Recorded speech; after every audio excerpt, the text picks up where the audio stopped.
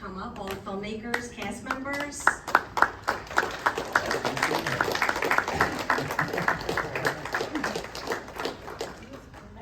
on, high five. There's more of you out there. Come on. Can you turn this off for me?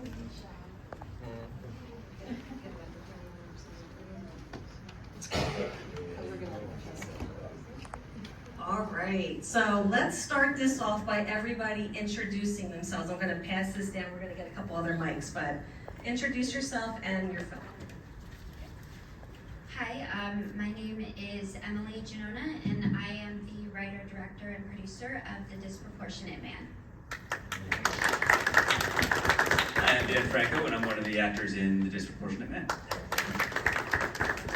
I am Ada Simbo. I'm one of the actors in Leo the Raptor and a producer as well. And I'm Brian Smith. I am the writer and director of Leo the Raptor. Hello, I'm Ron Williams. I'm writer, director, actor, producer, and something else of him the beast.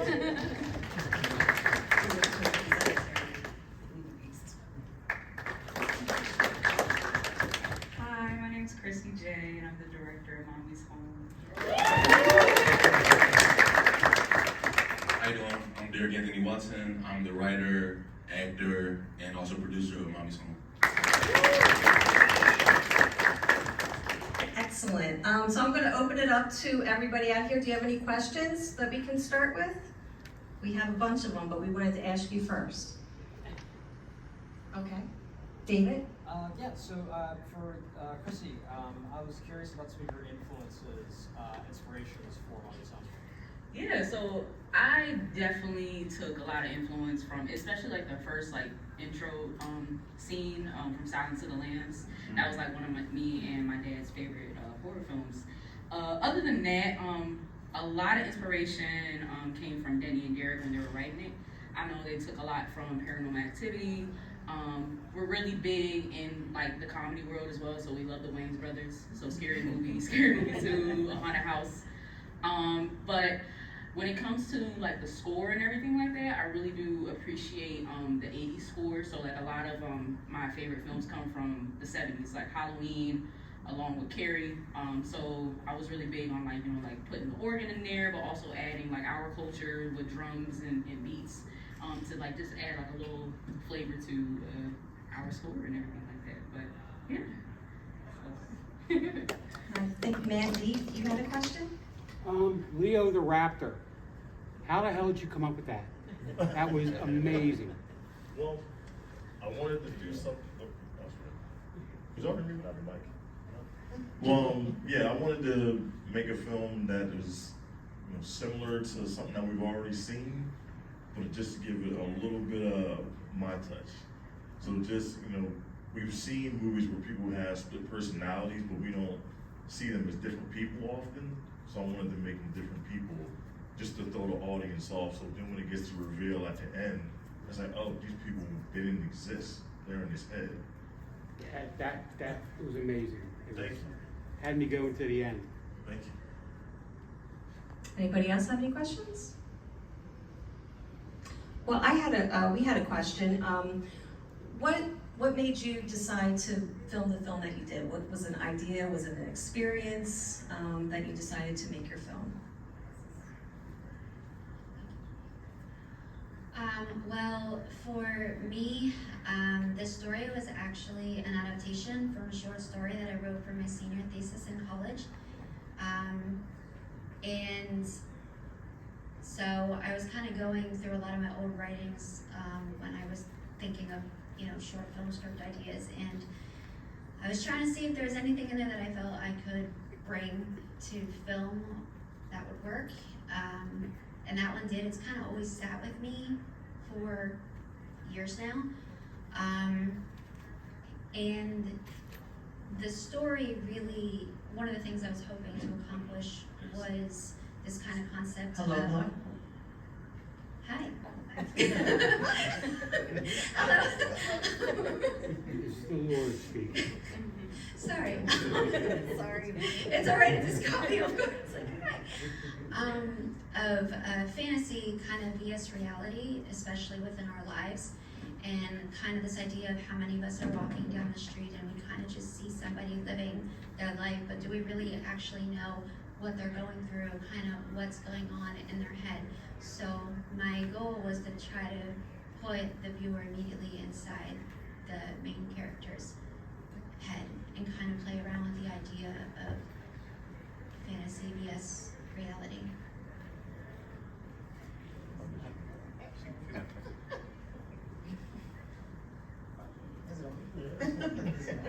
So, when during COVID times, we were meeting. There were a group of us that would meet online to kind of like stay creative. You know, we wanted to keep our brains fresh and our acting skills up to par, and Brian's wonderful writing skills. So, I remember us saying to Brian, like, Brian, listen, we need you to come up with something exciting for the film when the world opens up again, and we write on it.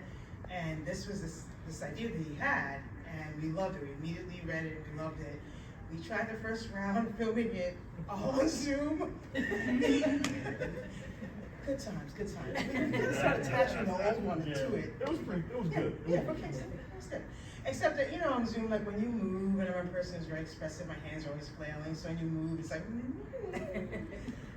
so we finished it, and we were pretty excited about it. Then we're like, maybe we'll come to eventually film it, you know, in real life.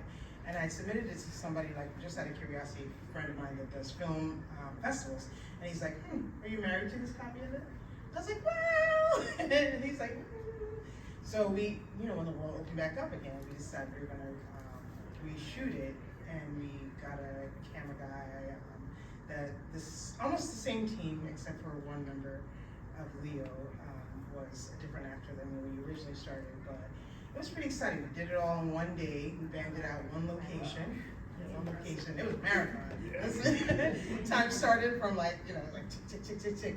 Everything that could go wrong before. I can't even get into all of it. And I say to you, like, different actors playing Leo originally. That's a whole story for another day. The day of, you know, we were filming, my car goes, and I'm calling everybody. I had everything organized. Meet you guys here at 9. I'll be there. My car would not start. I had all this stuff in my hands, and I was like, Brian, how fast can you get there? I'll meet you there. We got there. We got it all done. One day, all of us were like, we're going to get this done. It was exciting. Like, almost as exciting this film as what happened before it actually finished. It was just as insane, but yeah, it's pretty fun. Well, I've been a performance artist for 30 years or so, and about 2019, I actually did a poem. That line that you saw, I'm a complex, flawed human being with the capacity to do good things, actually that first what landed in my last one-man show, which was called How Many Orgasms Does It Take to Stop Dropping Bombs? And yeah, we can talk about that later. So I decided to step away from doing performance art and solo shows and step into my lifelong love of horror. And so that came up again when we started filming, is the idea of the duality of the human being, the human and the beast, and that duality that dwells within all of us. So I decided to incorporate that philosophy into the film. And so actually we're going to be shooting part 2 next weekend. And actually the human me is going to show up. And the things that will transpire from that. And what you will also see, because there's 2 tracks that are happening at the same time, you're going to find out more about the conjurer, who is much more than what you normally see in traditional cultures. It's a more complex, multi-layered, universal portrayal of the conjurer. So, and I mean, I could read you the poem, but in respect for all the time's sake, we could talk about that later too. But that's basically the impetus behind that, is that philosophical poem. I was also that kid in the Gothic industrial punk scene back in the day that would go off in the corner and talk philosophy and spirituality. So all encompassing is the film is that manifestation.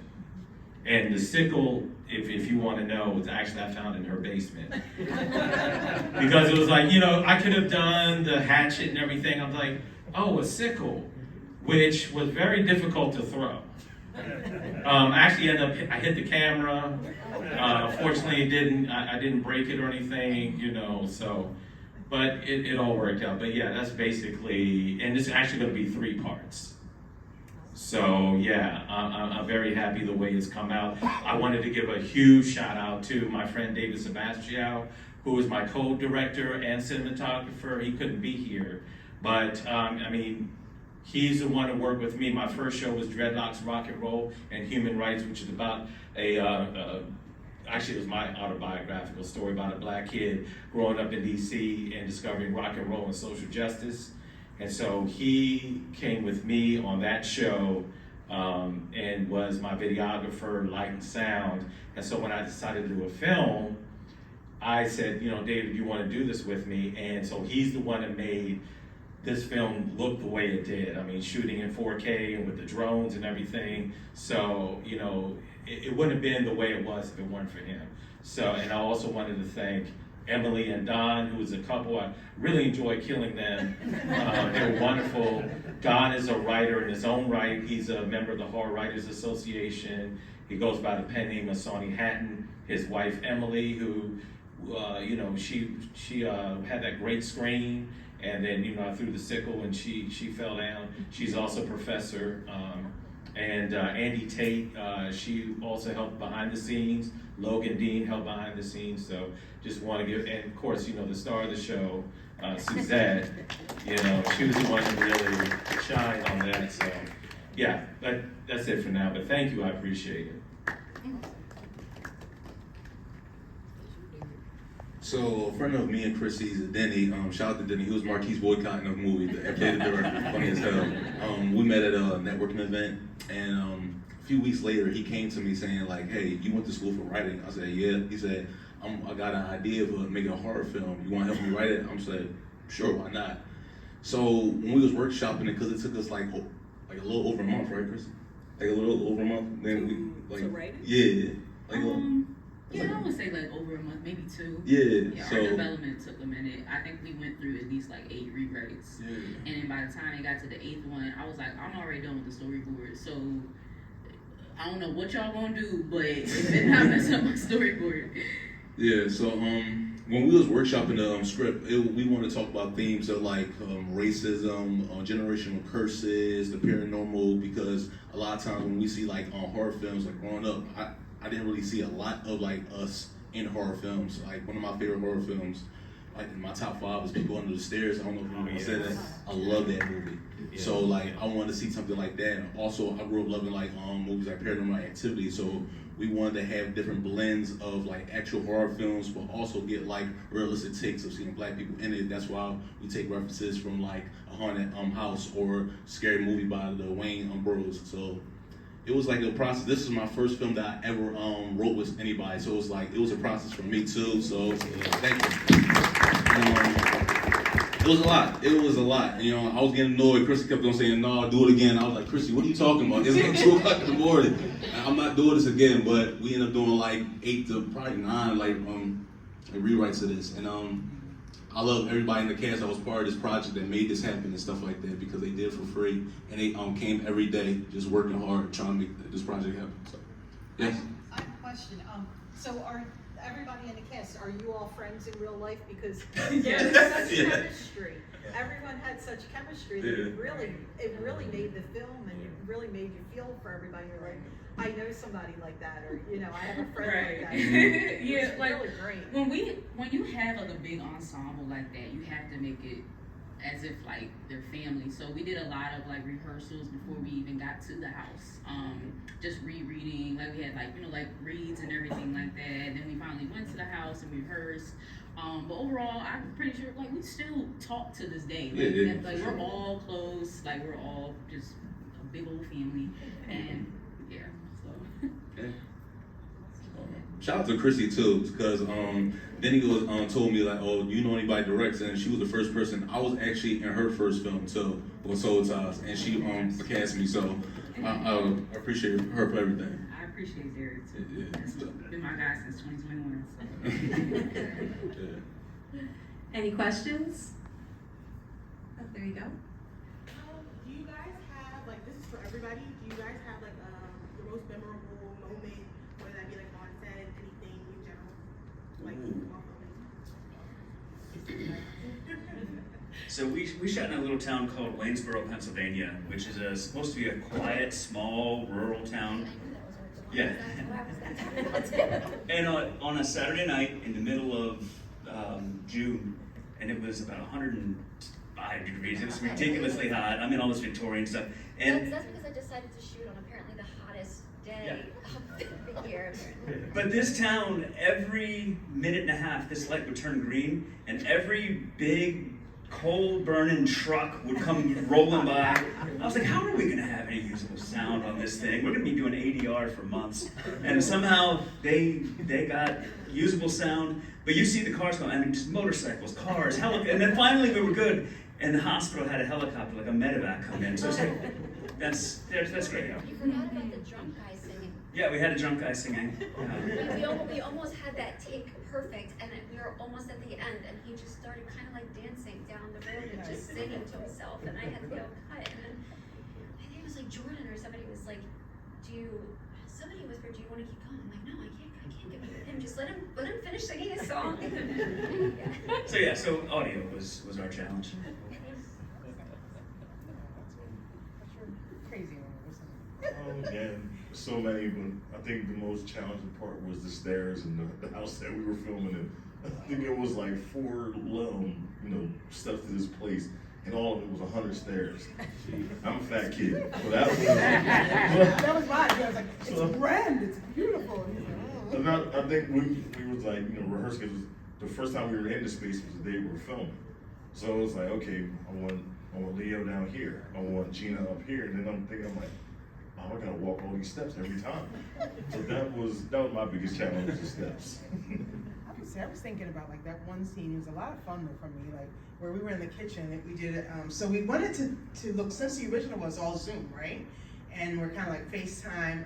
Well, the family pops up on Zoom and they're talking to him. And then when he calls me on FaceTime. So we wanted to keep some of that, novelty. We're like, oh yeah, let's keep it that way. Let's keep it fresh.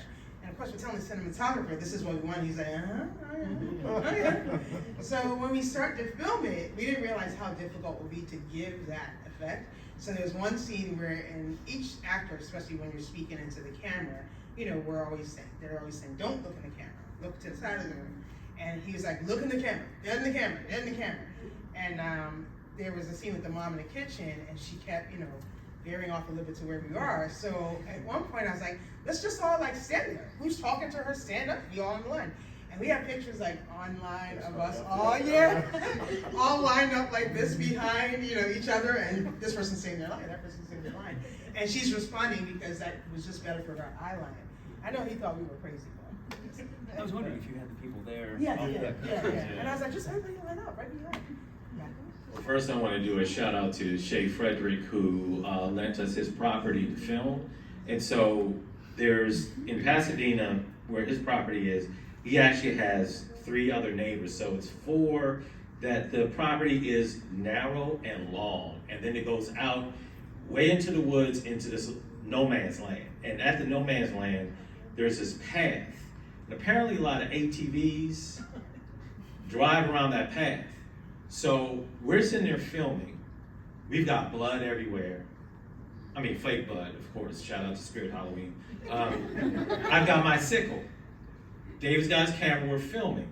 All of a sudden, we hear the ATV, and then we see this ATV come around the corner, and it's the father and his daughter. And they're driving by, and we step back, and I'm standing with my sickle, see the blood, and we're just looking at them, and they just kept driving. And then we went back to filming, and then we hear it again. And then they're coming back, and we step back, and they drive right on by. And one last thing, I know we can all attest to this. One common motto for filmmakers is, I'll fix it in post. Y'all can attest to that. I got 2 microphones. Oh, you do? Oh, All right, so it was a lot that happened on set, but I think the most memorable one for me. So it's a scene in a movie when you see me like banging on the window, like Sonya, Sonya, Sonya, like banging on the door window. So I actually broke through that glass, and I had glass in my hand. Keep in mind, it's not our house. Yeah, So yeah, I was method acting. Don't do that. But yeah, I punched through the glass, and then Chrissy was like, "Derek, you all right?" Then she saw it was blood coming out of my hand. And she, "Oh, cut the shit!" And so yeah, for like the next like half hour and stuff like that, they was just watching my head, making sure I was good and stuff. We thought we had to go to the hospital, but I was good. The adrenaline was running, and plus we were spending money. I'm not trying to spend more money on this shit. So I'm like, no. So I feel like it would have been a great part to put into the film. Yeah. But the way when it happened, everyone went, "Oh shit!" So it was just like, yeah, we gotta.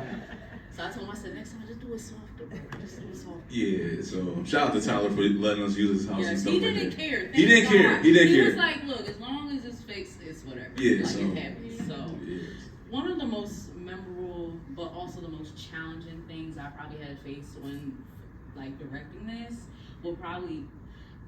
If y'all didn't know, that whole film was supposed to be continuous. Like, it was supposed to be just straight through, feeling like it's like, you know, like the next scene is just continuous from that scene, that will be continuous to this scene. But we didn't figure out until I think 2-3 months after filming that we actually lost footage. Yeah. And that was probably one of the biggest heartbreak I ever had in my life, because this was my first film and I'm thinking like it's done and everything like that.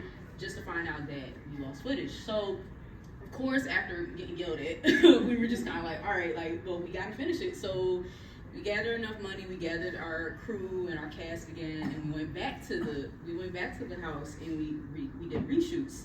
But I think those reshoots helped the film in a way. They definitely helped the script a lot. Yeah, it did help the script.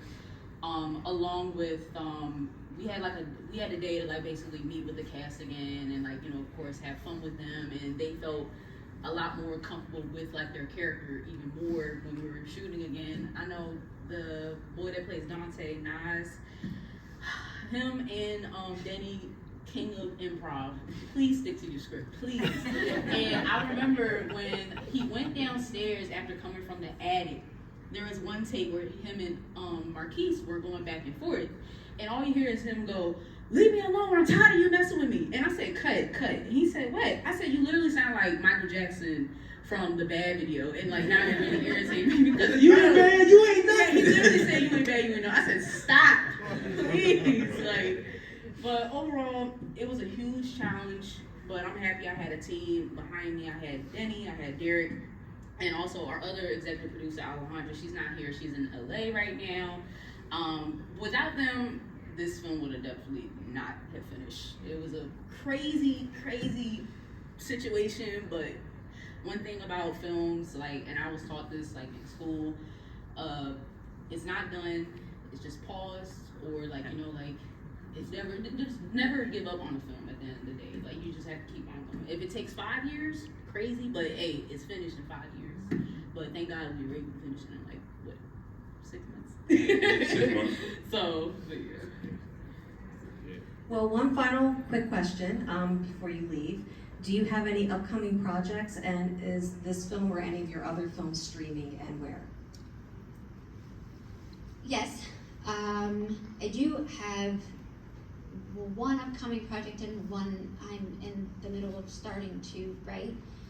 The one is a film called Edith's Mercy that he'll actually be the live reading too on, and that's in Maryland. It's still in the early pre-production stages, but I was recently brought on as a producer for that, and I'm also participating in the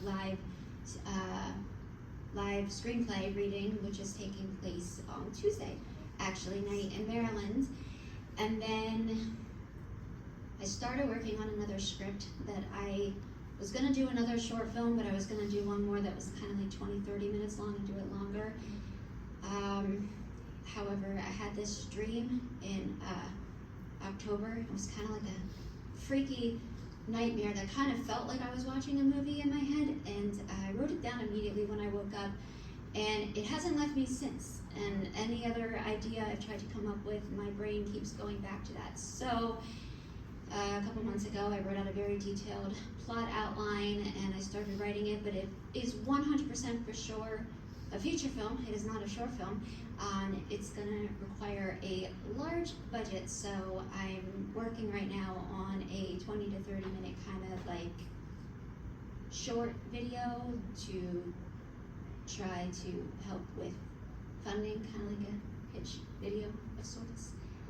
And outside of that, the Disproportionate Man is not streaming yet because I'm still on a festival run that'll probably last through spring of next year, and then after that I will look into distribution online opportunities. So.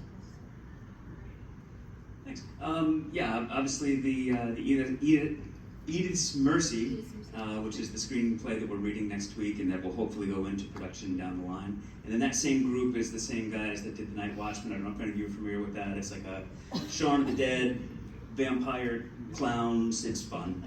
So that's on, I don't know, Tubi, Amazon. You can find it pretty much anywhere. So I'm also part of that. But I wasn't in that. They did a town called Purgatory. I did not.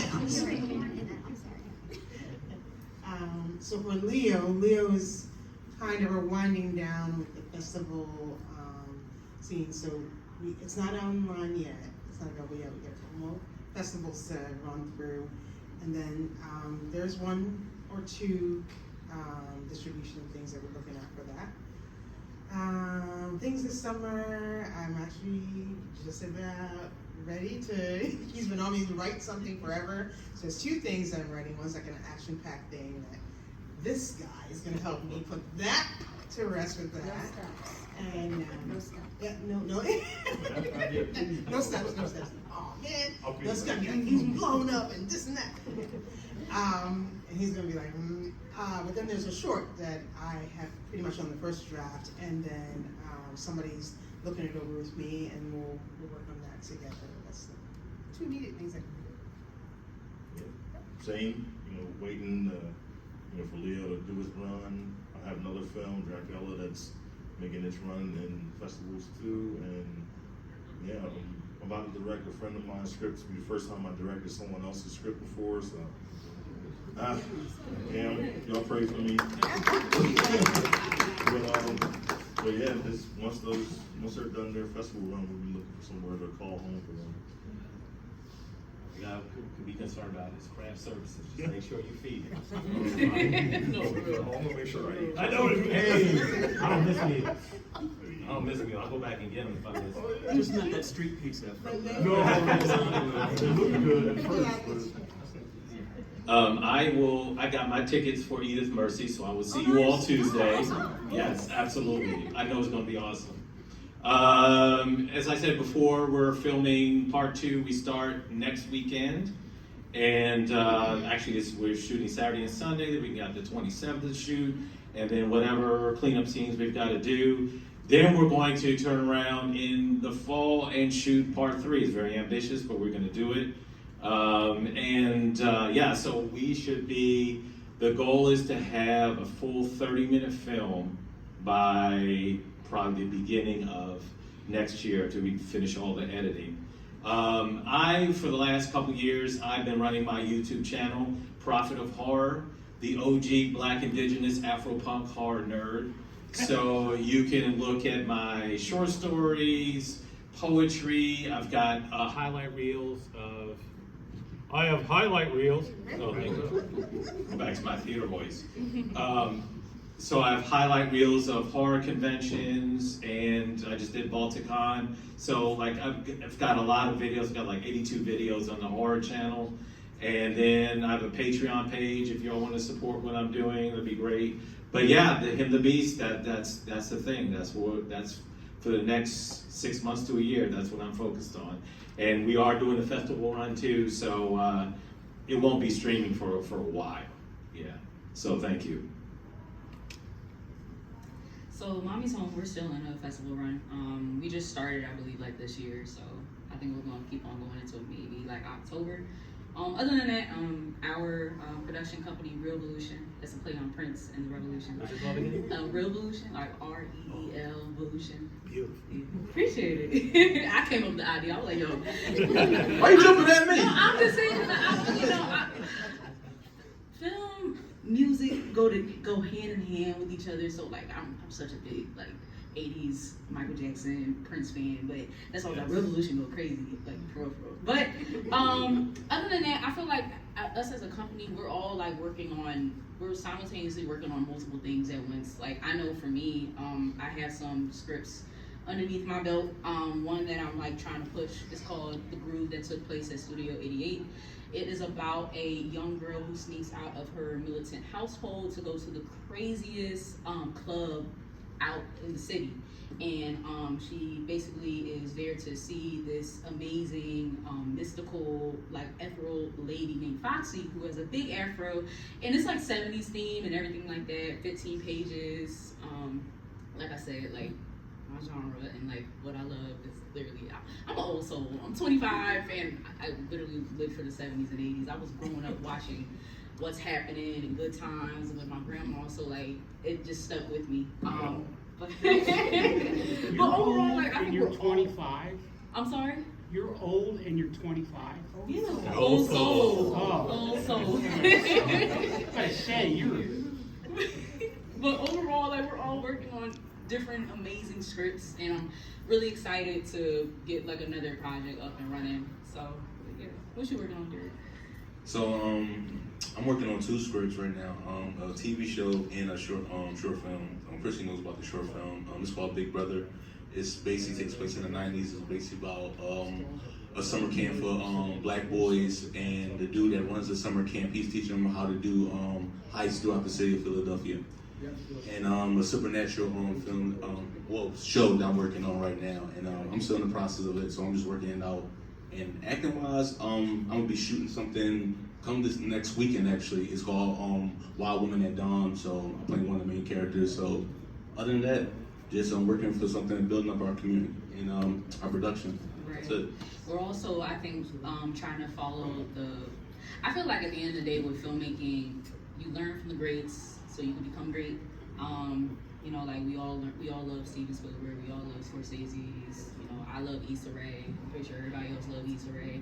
And Issa Rae is one of those people who sets the tone for new filmmakers. Mm-hmm. And I remember just last year, I was like, yo, what if we just start shooting and we just put it on TikTok? Because that's where our audience is gonna be. And everyone was like, yeah, that's a cool idea. A year later, Issa Rae doing it.